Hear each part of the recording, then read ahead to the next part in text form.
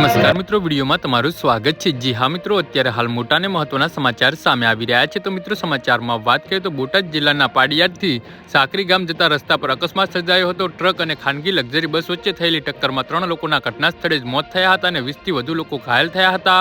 મૃતકોમાં વલ્લભભાઈ વશરામભાઈ ગોહિલ, અલ્પેશભાઈ બચુભાઈ વસાણી અને મુકેશભાઈ બુદ્ધાભાઈનો સમાવેશ થાય છે, જે બધા રાણપુર તાલુકાના ઉમરડા ગામના રહેવાસી છે। જી હા મિત્રો, અત્યારે હાલ મોટા અને દુઃખદ સમાચાર સામે આવી રહ્યા છે। ઘાયલોને બોટાદ અને ભાવનગરની હોસ્પિટલોમાં સારવાર માટે દાખલ કરવામાં આવ્યા છે।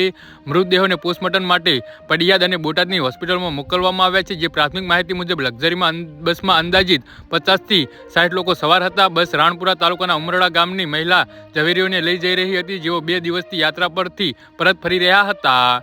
જી હા મિત્રો, અત્યારે હાલ મોટા અને દુઃખદ સમાચાર સામે આવી રહ્યા છે।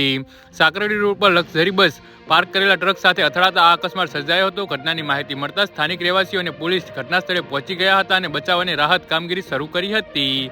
જી હા મિત્રો, તો આના વિશે તમારું શું કહેવું છે તો નીચે મારી કમેન્ટ બોક્સમાં જરૂરથી જણાવજો। ધન્યવાદ।